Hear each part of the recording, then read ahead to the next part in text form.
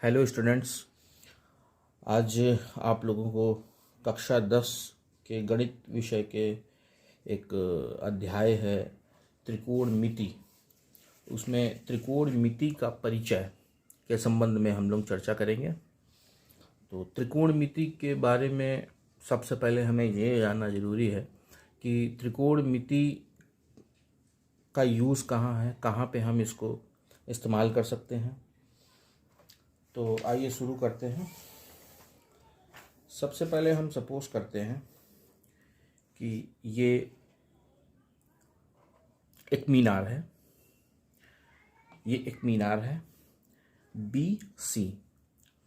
ये मीनार काफ़ी ऊंची है और इस मीनार की ऊंचाई हमें ज्ञात करनी है।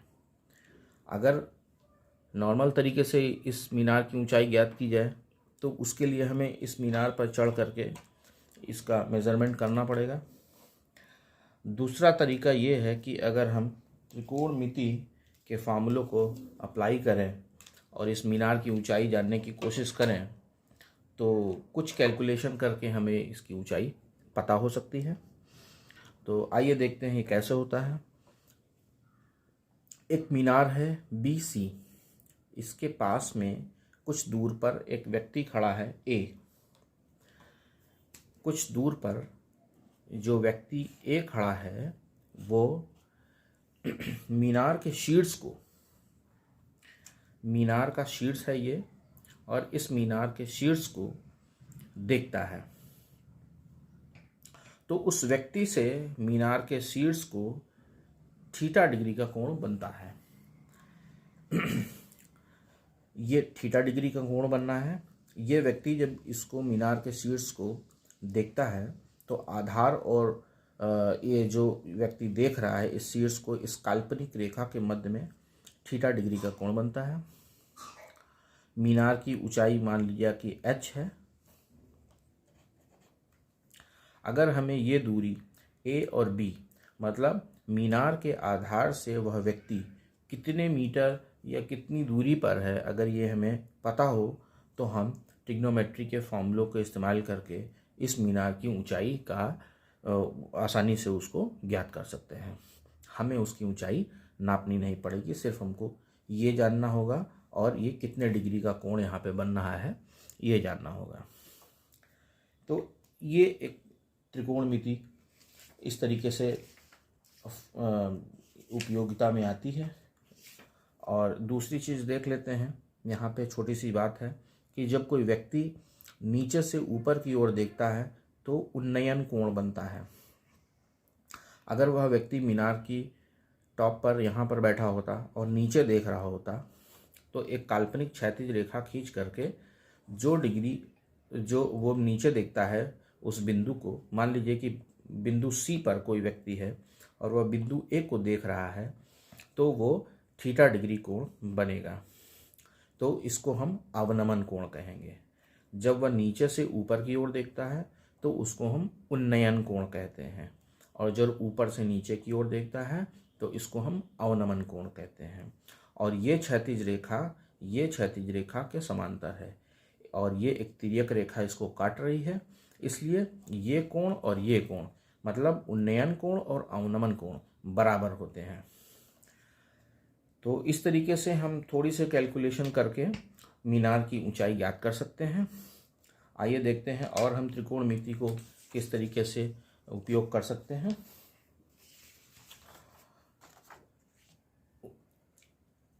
उदाहरण के तौर पर मान लीजिए कि कोई एक हवा में उड़ने वाला गुब्बारा उड़ रहा है और एक बच्चा है, ये रेड कलर का ये जो मार्क मैंने बनाया है, ये एक बच्चा है, ये देखता है कि ये गुब्बारा हवा में उड़ रहा है और ये अपनी माँ से कहता है कि माँ आओ देखो ये गुब्बारा हवा में उड़ रहा है। जब ये बच्चा इस गुब्बारे को देखता है तब ये इसको थीटा डिग्री के एंगल पर देख रहा होता है। थोड़ी देर बाद इसकी माँ आती है, तब तक ये गुब्बारा इस पोजीशन से उड़ करके यहाँ पे आ जाता है। तब इसकी माँ जब इसको देख रही होती है तब यह अल्फा डिग्री का कोण बन रहा होता है, मतलब इसकी जो कोण की पोजीशन है वो चेंज हो जाती है। तो अगर हमें इन कोण की पोजीशन पता, इन कोण का जो उन्नयन कोण बन रहे हैं, अगर इनका मान हमें पता हो, तो हम इस गुब्बारे की ऊंचाई जो आसमान में उड़ रहा है वो ज़मीन से कितनी ऊंचाई पे उड़ रहा है, इस चीज़ को हम पता कर सकते हैं। तो ये त्रिकोणमिति के उपयोग हैं। आइए अगला उदाहरण हम लोग जान लेते हैं। मान लीजिए कि एक नदी है, नदी के एक तरफ एक बिल्डिंग है, देख रहे होंगे आप लोग कि मैंने एक बिल्डिंग बनाई हुई है। बिल्डिंग और नदी के दूसरी तरफ एक मंदिर है। मंदिर के बाहर एक व्यक्ति खड़ा हुआ है। ये व्यक्ति इस बिल्डिंग की ऊंचाई को देख रहा है, मतलब उन्नयन कोण बना रहा है, ऊंचाई को देख रहा है, शीर्ष को देख रहा है।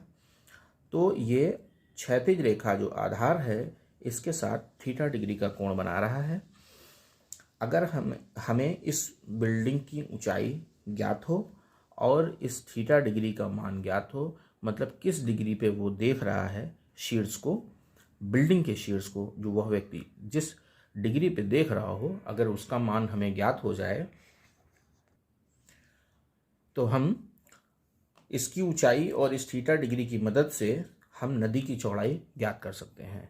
इसका मतलब ये है कि नदी की चौड़ाई हमें नापनी नहीं पड़ेगी और सिंपल कैलकुलेशन से हम नदी की चौड़ाई को ज्ञात कर सकते हैं। इसके जस्ट अपोजिट एक और एग्जाम्पल हम ले सकते हैं। अभी हमने उन्नयन कोण का आपको उदाहरण बताया। मान लीजिए इस बिल्डिंग पे कोई व्यक्ति यहाँ पे बैठा हुआ है इसके शीर्ष पर, और ये यहाँ से यहाँ पे इस व्यक्ति को या इसको कोई वस्तु कंसीडर कर लिया जाए, वो यहाँ से इसको देख रहा है या इस मंदिर के आधार को देख रहा है मान लीजिए, और बिल्डिंग की हाइट उसको पता है, तो वह थीटा डिग्री अवनमन कोण पर देखेगा जो इस थीटा डिग्री उन्नयन कोण के बराबर होगा। चूंकि ये दोनों समांतर रेखाएं हैं और इनको एक तिर्यक रेखा काटती है, तो आपने पिछली क्लासेस में पढ़ा होगा कि जब एक तिर्यक रेखा दो समांतर रेखाओं को काटती है तो ये कोण और ये कोण आपस में बराबर हो जाते हैं। तो इसलिए अगर ये यहाँ से थीटा डिग्री अवनमन कोण पर देख रहा है कोई व्यक्ति, इस बिल्डिंग के शीर्ष से इस मंदिर के आधार को या यहाँ रखी किसी वस्तु को देख रहा है, बिल्डिंग की ऊंचाई हमको पता है, इस थीटा डिग्री की ऊंचाई हमको पता है, तो हम आसानी से इस नदी की चौड़ाई ज्ञात कर सकते हैं। चलिए आगे देखते हैं। अब हम पढ़ेंगे त्रिकोणमितीय अनुपात के बारे में। त्रिकोणमितीय अनुपात क्या होता है? मान लेते हैं कि एक राइट एंगल ट्रायंगल है। सबसे पहले हम लोग ये जान लें कि ट्रिग्नोमेट्री में राइट एंगल ट्रायंगल, जो राइट एंगल ट्रायंगल होते हैं उन्हीं के आधार पर ट्रिग्नोमेट्री के सारे फॉर्म जितने भी क्वेश्चंस होते हैं वो राइट एंगल ट्रायंगल पे काम करते हैं। तो आइए हम सब देखते हैं। ये हमारे सामने एक राइट एंगल ट्रायंगल है। राइट एंगल ट्रायंगल को कहते हैं समकोण त्रिभुज। समकोण त्रिभुज मतलब जिस त्रिभुज में एक कोण 90 डिग्री का हो वो समकोण त्रिभुज कहलाता है। ये एक समकोण त्रिभुज है और जिसका ये एक कोण बी 90 डिग्री है, मतलब समकोण है। इस त्रिभुज में ए बी आधार है, बी सी लंब है और ए सी कर्ण है। अब हम देखते हैं कि साइन ए की वैल्यू क्या होती है। साइन ए को हम एंगल ए का साइन ये लिख सकते हैं। इसका मतलब ये है कि साइन ए को हम किस तरीके से समझेंगे कि ये कोण ए का साइन है। ये साइन और ए के बीच में ये गुणा का संबंध नहीं है, ये एंगल ए का साइन है। ये इस चीज़ को हम साइन ए आसान तरीके से लिखते हैं। अब हम देखते हैं कि sine A is equal to क्या होता है। तो साइन ए मतलब इस कोण की बात हम कर रहे हैं। जब हम इस कोण की बात करेंगे तो राइट एंगल ट्रायंगल में जो कोण बनेगा न्यून कोण, इस कोण के जो सामने भुजा होगी, इस भुजा को हम लोग कहते हैं सम्मुख भुजा। सम्मुख भुजा। सम्मुख भुजा का मतलब ये होता है कि इस एंगल के सामने जो भुजा होगी उसको हम सम्मुख भुजा कहते हैं। और सम्मुख भुजा को हमेशा लंब माना जाता है। इस एंगल के सापेक्ष में ये लंब है और ये भुजा इसका सम्मुख भुजा है। और जो इससे एडजेसेंट भुजा है, जो इससे जुड़ी हुई भुजा है इस एंगल से, इसको हम कहते हैं संलग्न भुजा। संलग्न मतलब जुड़ी हुई। जो इससे जुड़ी हुई भुजा है इसको हम संलग्न भुजा कहते हैं। और इसको आधार माना जाता है, बेस माना जाता है। इसको हम बेस मानते हैं और इसको हम परपेंडिकुलर मानते हैं। इतनी बात समझ गए होंगे आप। बाकी जो सबसे बड़ी भुजा है वो कर्ण होती है और वो 90 डिग्री के सामने होती है। अच्छा, अब हम थे साइन ए पर। साइन ए को हम कैसे ज्ञात करेंगे? तो sine A is equal to होता है एंगल ए की सम्मुख भुजा, मतलब कोण ए की सम्मुख भुजा, नीचे हर की जगह पे कर्ण हो जाएगा। मतलब कोण ए की सम्मुख भुजा ये हो गई BC और कर्ण क्या है? AC। तो sine A is equal to हो गया BC अपॉन AC। अभी हमने टॉपिक पढ़ा था त्रिकोणमितीय अनुपात। तो ये BC और AC का जो अनुपात है, जो रेशियो है, वो साइन ए है। ये बात आप लोग समझ रहे हैं? जो BC और AC का अनुपात है वो साइन ए है। तो sine A is equal to हो गया BC अपॉन AC। इतनी बात आप लोग समझ गए होंगे। चलिए अब कॉस ए के बारे में जानते हैं कि उसका रेशो क्या होगा। कॉस ए, जैसे हमने साइन ए को लिखा था कि कोण ए का साइन था वो, इसलिए इसको हम पढ़ेंगे कोण ए का कोसाइन। इसको हम शॉर्ट में कॉस ए लिखते हैं, जो लिखने में और बोलने में आसान रहता है, इसलिए हम इसको कॉस ए लिखते हैं। चलिए, तो cos A is equal to क्या होता है? तो cos A is equal to होता है जो कोण ए की संलग्न भुजा है, एंगल ए की संलग्न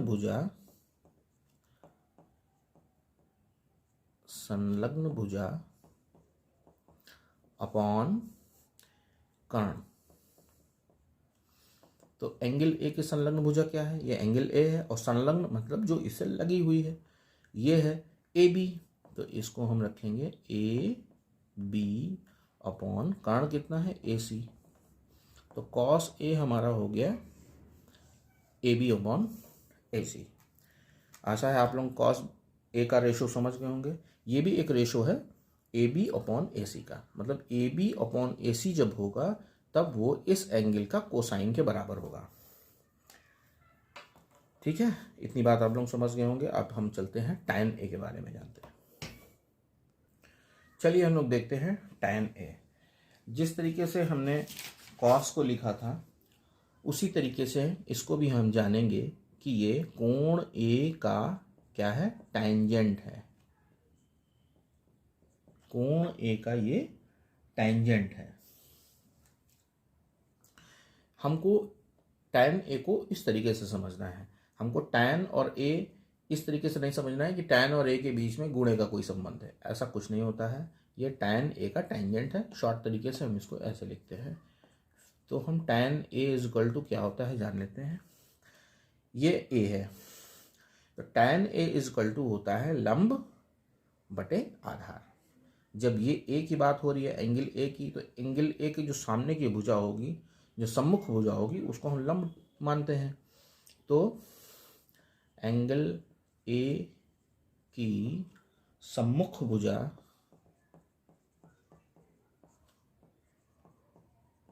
भुजा अपॉन एंगल ए की संलग्न भुजा। ये संलग्न और सम्मुख ये आपको समझना पड़ेगा, क्योंकि क्वेश्चन को अगर थोड़ा सा ट्विस्ट कर दिया जाएगा तो आप लोग समझ नहीं पाएंगे।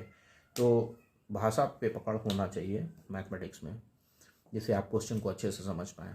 तो सम्मुख भुजा का मतलब मैंने समझाया कि एंगल के सामने की जो भुजा होगी वो सम्मुख भुजा होता है, और संलग्न भुजा जो एंगल से लगी हुई भुजा है, दो रेखाओं को मिल करके एक कोण बनता है।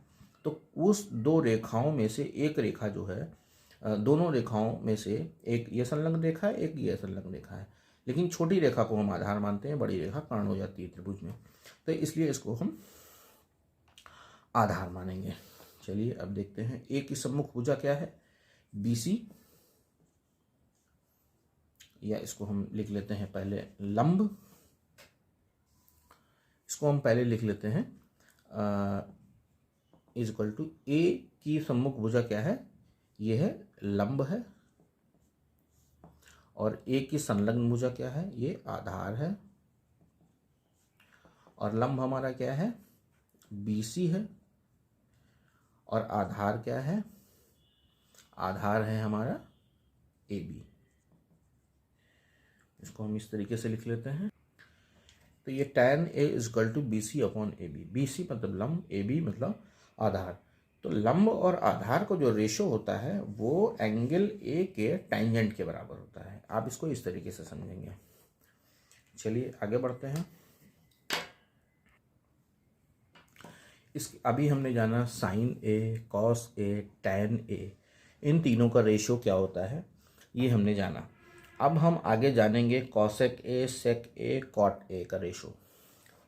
चलिए हम देखते हैं इन साइन और कॉस, टैन, कॉसेक, सेक और कॉट के बीच में क्या संबंध होता है।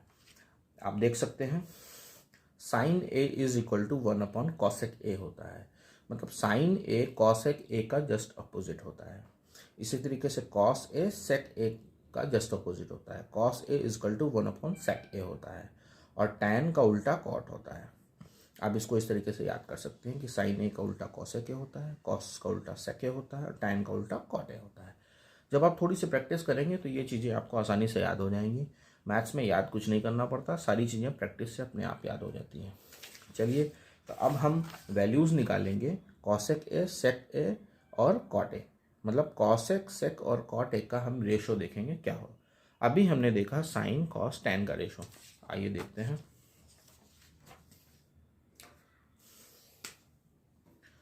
कॉसेक A,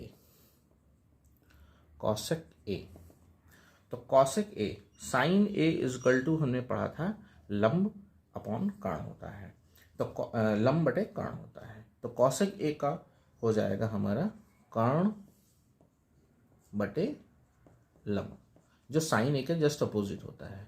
ये इसका रेशो हो गया। इज इक्वल टू हम इसको ऐसे भी लिख सकते हैं 1 अपॉन साइन A। ठीक है, तो इसका कॉसेक A का रेशियो जो हो जाएगा वो हो जाएगा कर्ण बटे लंब। अब देखते हैं हम सेक A का। सेक A क्या होता है, ये कॉस का उल्टा होता है, तो cos A is equal to होता है आधार बटे कर्ण, तो सेक A कॉस का उल्टा होता है, तो ये हो जाएगा। इसको हम इस तरीके से भी देख सकते हैं कि इसको हम 1 अपॉन कॉस A लिख सकते हैं, और कॉस A हमने पढ़ा कि cos A is equal to होता है आधार बटे कर्ण, तो हम यहाँ पे आधार लिख लेंगे बटा कर्ण लिख लेंगे, और इसको थोड़ा सा हम सिंप्लीफाई कर दें अगर, तो ये हो जाता है, ये न्यूमिनेटर है, इसमें डिनोमिनेटर ले लेंगे, तो ये ऊपर भिन्न हो गई, नीचे ये भिन्न हो गई। अब कर्ण जाएगा, ये जो आधार है ये ऊपर वाली भिन्न के अंश के साथ में जाएगा, मतलब 1 गुणे कर्ण बटे 1 गुणे आधार, मतलब ये हो जाएगा कर्ण बटे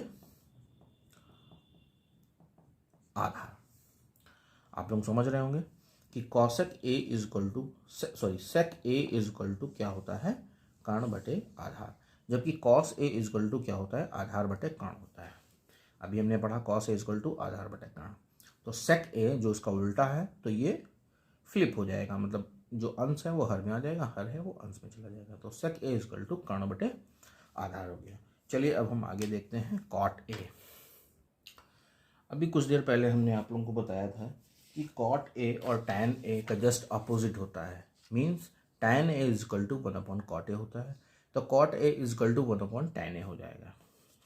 तो हम यहाँ पे लिख सकते हैं इसको cot A is equal to 1 tan A, और 1 टैन ए हमने पढ़ा था, टैन ए हमने पढ़ा था कि लंब बटे आधार होता है, तो टैन ए की जगह हम लिख देंगे लंब बटे आधार, और इसका थोड़ा सा हम सिंप्लीफाई करेंगे तो हम देखेंगे कि ये एक भिन्न हो गई, ऊपर वाले में एक हर लगा देंगे एक, और ये हो जाएगा लंब बटे आधार। कैलकुलेशन पे आप ध्यान दीजिएगा, ये जो हर है ये इस भिन्न के अंश के साथ गुणा हो जाएगी इसके साथ, और ये जो दूसरा वाला जो डिनोमिनेटर है, इसका डिनोमिनेटर है, ये जो अंश है ये इस हर के साथ इसकी गुणा हो जाती है। तो अब ये हो जाएगा 1 इंटू आधार बटे 1 इंटू लंब, मीन्स ये हो जाएगा आधार बटे लंब। ठीक है, अब हम इसको क्या लिख सकते हैं, आधार यहाँ पे क्या है, ए बी है, तो आधार हो गया ए बी, ये हो गया कॉट ए इजकल टू आधार क्या है, आधार है ए बी अपॉन लंब हो गया बी सी, तो cot A is equal to A B upon B C हो गया। आशा है आप लोगों को ये साइन कॉस टैन और सेक कॉसेक और कॉट का जो रेशो है, जो भुजाओं का अनुपात है, इनका संबंध पता चला होगा, और आप लोगों को ये थोड़ा सा टफ लगा होगा याद करने के लिए, क्योंकि जब तक हम इसका प्रैक्टिस नहीं करेंगे तब तक ये हमें याद नहीं होता है। लेकिन फ़िलहाल के लिए आपके लिए मैं एक ट्रिक लाया हूँ जिससे आप इसको बहुत आसानी से याद कर सकते हैं, और आप फिर इस ट्रिक जानने के बाद आप इसको कभी भूलेंगे नहीं। चलिए देखते हैं ट्रिक क्या है। तो आइए हम देखते हैं कि क्या ट्रिक है हमारी, जो हम ये सारे जो अनुपात हैं, जो रेशो हैं, इनको हम जान जाएं, इनको हम आसानी से याद रखें, किसी भी एग्ज़ाम में हमको कंफ्यूजन ना हो।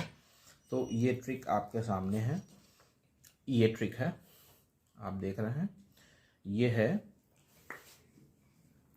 LAL लाल, नीचे है KKA मतलब कक्का, तो लाल बटे कक्का, ये ट्रिक है।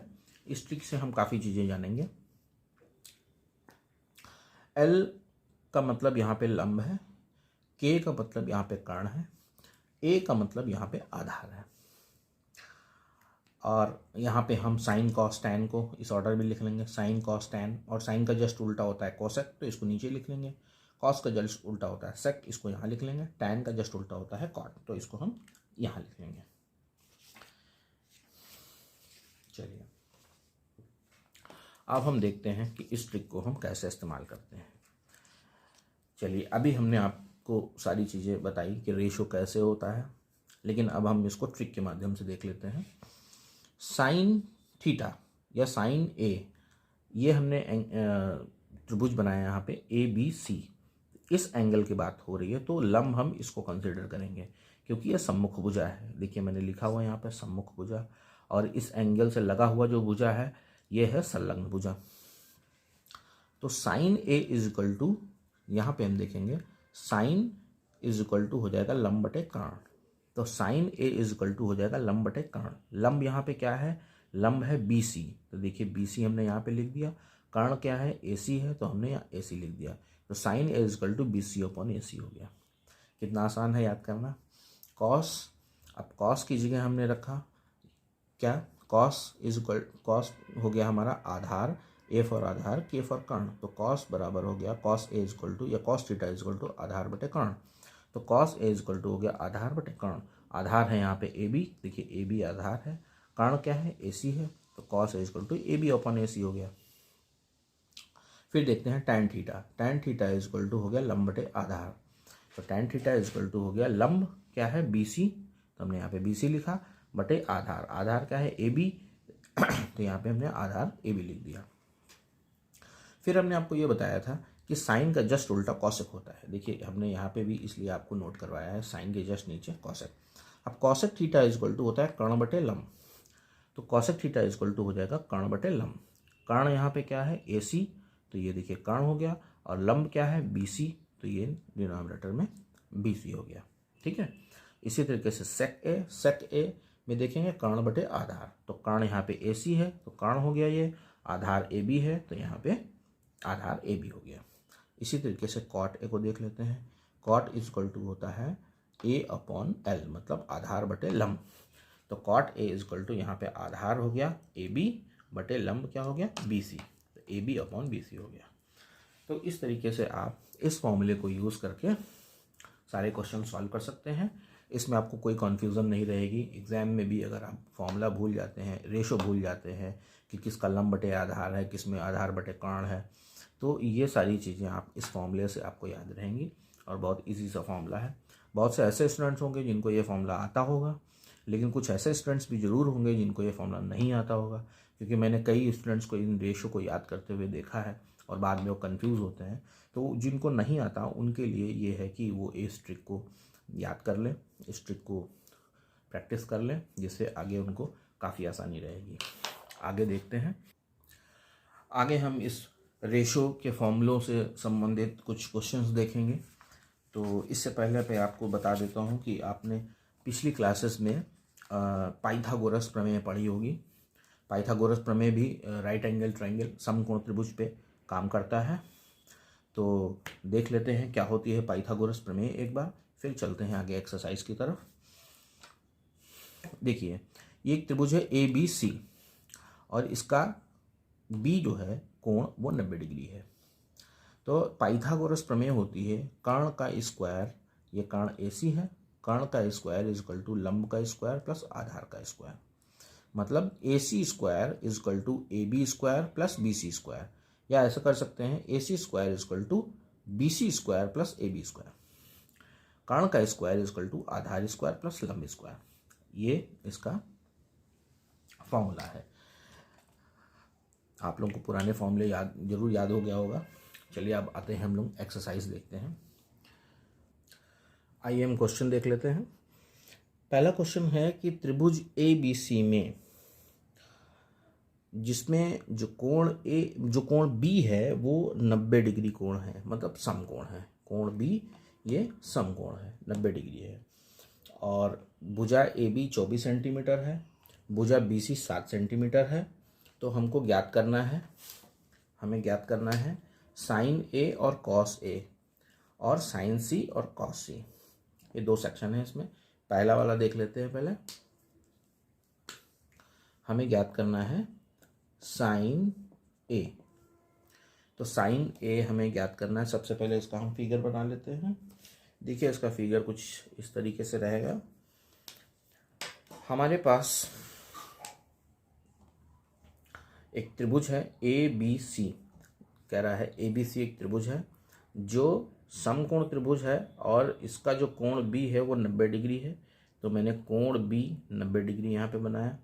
फिर ए बी भुजा इसकी 24 सेंटीमीटर है, ये ए बी भुजा है इसकी 24 सेंटीमीटर है, और बी सी भुजा जो है 7 सेंटीमीटर है, और ए सी भुजा इसकी कर्ण हो जाएगी। अब साइन ए हम कैसे निकालेंगे? अब देखिए सबसे पहले हम लोग थीटा पकड़ते हैं कि ये कौन से कोण की बात कर रहा है। ये बात कर रहा है ए डिग्री के साइन की, ए डिग्री के साइन की बात कर रहा है। तो कोण ए के साइन की बात जब कर रहा है तो कोण ए साइन ए इक्वल टू होता है लंब बटे आधार। हमने भी पढ़ा है ट्रिक से कि साइन ए इक्वल टू होता है लंब बटे आधार। लंब बटे आधार होता है, तो हम यहाँ पे लिख लेंगे लंब बटा कर्ण, लंब बटा कर्ण होता है। Sine A is equal to लंब बटा कर्ण होता है, sine A is equal to लंब बटा कर्ण होता है, tan A is equal to लंब बटा आधार होता है। तो यहाँ पे हमको निकालना है sine A is equal to होता है लंब बटा कर्ण। हम तुरंत, अगर हमको याद नहीं हो रहा तो तुरंत हम ट्रिक में भी देख सकते हैं, अपने पास लिख करके रख सकते हैं ट्रिक, लंब बटे कर्ण, sine A is equal to लंब बटे कर्ण हो गया। अब हम देखते हैं आंसर इसका कैसे आएगा। अब देखिए लंब क्या इसका होता है, इसका लंब है, हमने बताया कि जब कोण ए की बात हो रही है तो ए के सामने वाली भुजा मतलब सम्मुख भुजा को ही हमेशा लंब मानते हैं। तो इसका लंब हो गया 7 सेंटीमीटर और कर्ण कितना हो गया। अब देखिए हमको कर्ण पता नहीं है, कर्ण नहीं पता है, इन्होंने हमको आधार बताया है और लंब बताया है, कर्ण हमको नहीं बताया है, तो कर्ण हमको निकालना पड़ेगा। तो कर्ण निकालने के लिए अभी हमने आपको बताया था कि पाइथागोरस प्रमेय का हम इस्तेमाल करके जब दो भुजा हमें पता है तो हम उसकी तीसरी भुजा ज्ञात कर सकते हैं। हमने देखा था पाइथागोरस प्रमेय, AC square is equal to BC square plus AB square, मतलब कर्ण का स्क्वायर इज इक्वल टू लंब का स्क्वायर प्लस आधा स्क्वायर होता है। इसी फॉर्मूले को उपयोग करके हम इसमें कर्ण निकालेंगे। अब देखिए ये हमारा क्वेश्चन है और हमने फॉर्मूला लगाया कर्ण का स्क्वायर इज इक्वल टू, ये कर्ण है, कर्ण का स्क्वायर इज इक्वल टू लंब का स्क्वायर प्लस आधार का स्क्वायर। अब देखिए यहाँ पे लंब क्या है 7 है, आधार क्या है यहाँ पे 24 है, तो 7 का स्क्वायर हो गया 49 और 24 का स्क्वायर हो गया आपका 576। ठीक है, इसको आप निकाल सकते हैं कैलकुलेट करके, वैसे आप याद कर लें 24 का स्क्वायर तो ज़्यादा ठीक रहेगा। 9 और 6 15 हो गया, 15 का 5, यहाँ एक कैरी हो गया, 7 1 8, 8 और 4 12 का 2, यहाँ से लगा 1 और ये हो गया 625। तो कर्ण का स्क्वायर इज इक्वल टू हो गया 625।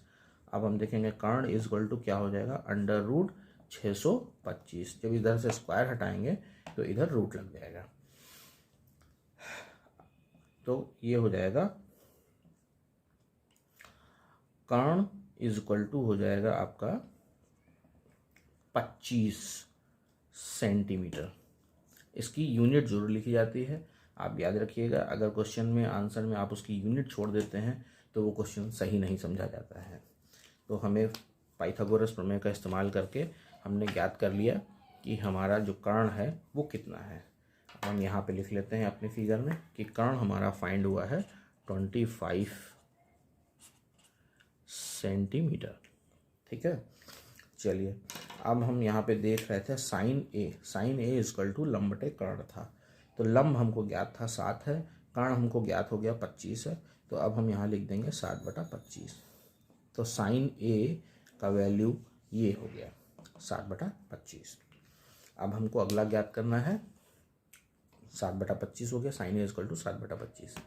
अब हम अगला ज्ञात करते हैं कॉस ए। चलिए आइए देखते हैं।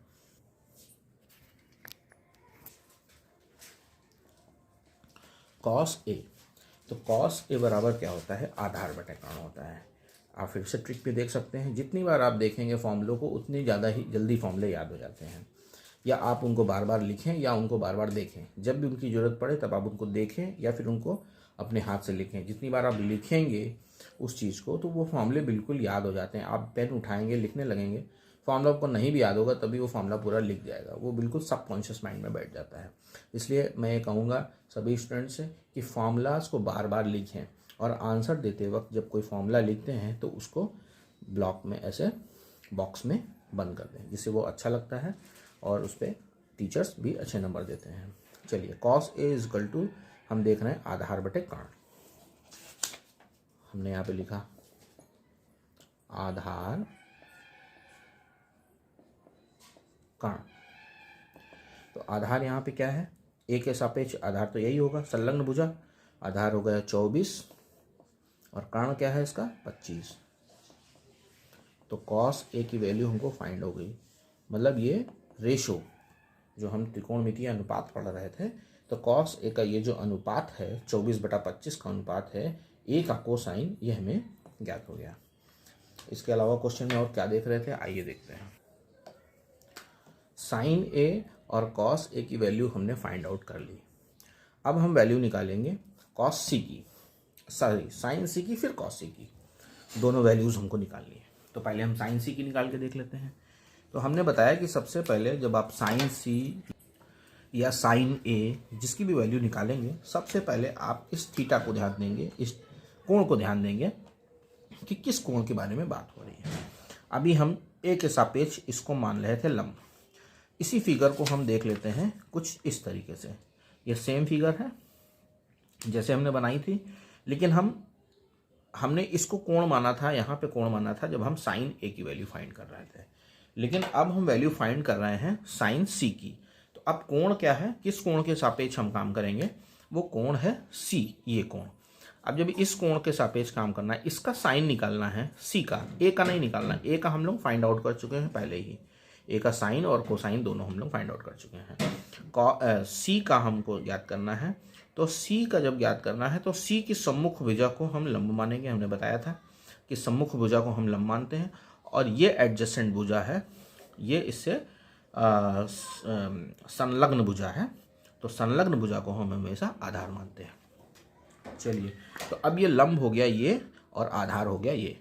आप लोगों को क्लियर हो गया होगा कि ये लंब यहाँ से यहाँ कैसे आ गया, क्योंकि सी की बात हो रही है। साइन सी, जब सी की वैल्यू फाइंड कर रहे हैं तो कोण सी के जो सामने की भुजा होती है उसको हम लंब मानते हैं, और सी से जो दो भुजाओं से मिला है, ये मिल के बना है ये कोण सी, इसमें जो इसकी एडजेसेंट भुजा है, जो संलग्न भुजा है, छोटी भुजा है, इसको हम आधार मान लेते हैं। और बड़ी भुजा जो होती है तो वो सबसे बड़ी भुजा कर्ण होती है, ये आप लोगों को ज्ञात ही है। चलिए देखते हैं। Sine C is equal to क्या होता है, sine C is equal to होता है लंब बटे कर्ण। आपको मैं एक बार फिर ट्रिक दिखा देता हूँ। जितनी बार आप इसको देखेंगे उतनी जल्दी आपको ये सारी चीज़ें याद हो जाएंगी। तो sine C is equal to होता है लंब बटे कर्ण। तो अब हम यहाँ पे लिखेंगे लंब, यहाँ लिखेंगे कर्ण। तो लंब कितना हो गया, लंब है ये, क्योंकि सी की बात हो रही है, उसके सामने की भुजा हमको लंब कंसीडर करना है, तो ये हो जाएगी 24, और आधार क्या हो जाएगा, ये हो जाएगा 7 सेंटीमीटर। ठीक है, तो sine C is equal to हो जाएगा 24/7, मतलब लंब बटे आधार। सॉरी, यहाँ पे एक मिस्टेक हो गई है, मैंने आधार की वैल्यू रख दी है, ये कर्ण की वैल्यू यहाँ पे रखी जाएगी। इसको हम रख देते हैं लंब बटे कर्ण। तो कर्ण की वैल्यू हमने फाइंड आउट की थी 25। हमने पाइथागोरस प्रमेय लगा करके कर्ण की वैल्यू 25 निकाली थी। तो इस 25 को हम यहाँ भी लिख लेते हैं 25 सेंटीमीटर, और यहाँ पे हम लिख देंगे लंब बटा कर्ण हो जाएगा आपका 25। इसको मैं साफ साफ लिख देता हूँ। Sine C is equal to हो जाएगा लंब 24 हो गया, और कर्ण हो गया आपका 25। ये आपकी वैल्यू हो गई साइन सी की। चलिए अगला देखते हैं। अब हमको फाइंड करना, ये भी फाइंड हो गया, अब हमको फाइंड करना है कॉस सी। कॉस सी देख लेते हैं, देखते हैं कॉस सी। तो कॉस सी का रेशो क्या होगा, अब हम जान गए हैं कि cos C is equal to आधार बटे कर्ण होता है। फिर भी एक बार हम ट्रिक में देख लेते हैं। कॉस इज इक्वल टू आधार बटे कर्ण है, तो इसलिए हम यहाँ पे लिख देंगे आधार बटे कर्ण। आधार यहाँ पे कितना है, सी के सापेक्ष हो रहा है, तो सी से संलग्न भुजा जो होगी वो उसका आधार माना जाता है, तो 7 हो जाएगा। ठीक है, और कर्ण यहाँ पे क्या है 25 सेंटीमीटर, हमने पाइथागोरस से निकाला था। तो cos C is equal to 7/25, इसकी वैल्यू हो गई 7/25। तो इस तरीके से हमने ये चारों वैल्यूज फाइंड आउट कर ली। चलिए अब देखते हैं आगे।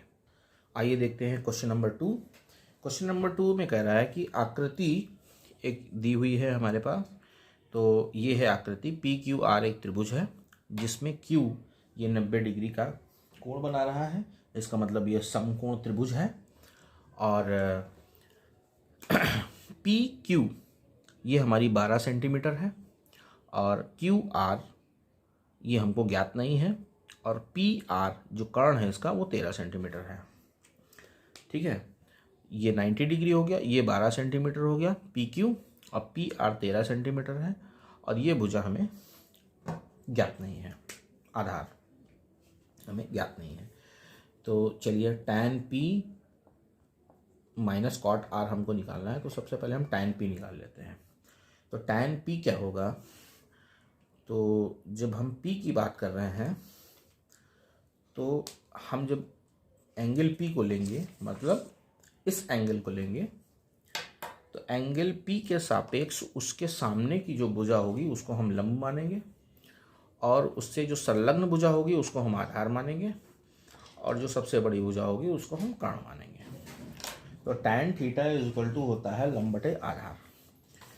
आप लोगों को मैं एक बार ट्रिक दिखा देता हूँ कि tan theta is equal to लंब बटे आधार होता है। तो हम यहाँ पे लिखेंगे tan P is equal to हो जाएगा लंब, लंब हो गया लंब बटे आधार। तो यहाँ पे लंब क्या है, लंब यहाँ पे क्या है, लंब है ये सामने की भुजा। तो ये लंब हमको पता नहीं है और आधार हमको पता है, तो लंब हमको फाइंड करना है। फिर हम इसके कोई इसको फाइंड करेंगे, उसके बाद हमको लंब बटे आधार का रेशो मिलेगा। चलिए फिर हम पाइथागोरस का प्रमेय लगाते हैं। पाइथागोरस प्रमेय आप लोगों को अभी मैंने बताया था, एक बार मैं फिर से बता देता हूँ क्या होती है पाइथागोरस के प्रमेय। पाइथागोरस प्रमेय होती है कर्ण का स्क्वायर बराबर लंब स्क्वायर प्लस आधार स्क्वायर। तो इसी प्रमेय को हम लोग लगा करके सबसे पहले हम इसके लंब की वैल्यू फाइंड करेंगे, क्योंकि P के अकॉर्डिंग ये लंब है।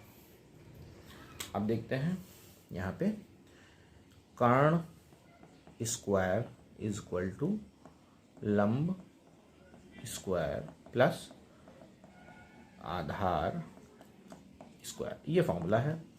तो कर्ण हमको 13 पता है, तो 13 का स्क्वायर हो गया।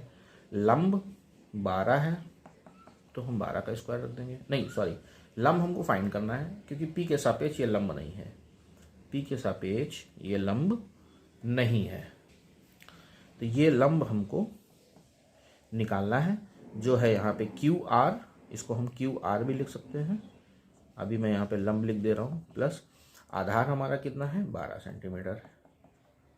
तो ये हो जाएगा 169, और लंब हो गया हमारा QR स्क्वायर, 12 हो जाएगा 144, इसका स्क्वायर करेंगे तो अब QR स्क्वायर इक्वल टू हो जाएगा 169 माइनस 144। जब ये 144 को ये अंक है, ये अंक है, ठीक है, और इसको जब हम एक साइड लाएंगे तो इसकी जो यहाँ पे इसका साइन है प्लस, 144 का यहाँ पे जो साइन है वो प्लस का साइन है। जब हम इसको इधर लाएंगे तो ये माइनस हो जाएगा। जब बराबर के इधर लाते हैं तो ये अपना नेचर चेंज कर देता है। बहुत से लोगों को पता है, लेकिन फिर भी जो लोग मैथ्स में बहुत वीक हैं उनको भी मैं साथ में बताते चल रहा हूँ, जिससे वो बारीकियाँ समझें और कैलकुलेशन उनकी आसानी से हो जाए। तो QR इज इक्वल टू हो जाएगा, इससे हम सब्ट्रैक्ट करेंगे तो 9 में से 4 गया बचा 5, 6 में से 4 गया बचा 2। तो QR square is equal to हो जाएगा 5 का स्क्वायर, इसको हम 5 का स्क्वायर लिख सकते हैं। तो QR इज इक्वल टू हमारा हो जाएगा, QR इज इक्वल टू हमारा हो जाएगा 5 सेंटीमीटर। ठीक है, अब हम इस भुजा की वैल्यू यहाँ पे हम नोट कर लेते हैं, 5 सेंटीमीटर, ये हमने ज्ञात कर लिया। हम थे कहाँ पे, हम थे tan P की वैल्यू निकाल रहे थे। तो tan P is equal to होता है, tan इज इक्वल टू होता है लंब बटे आधार।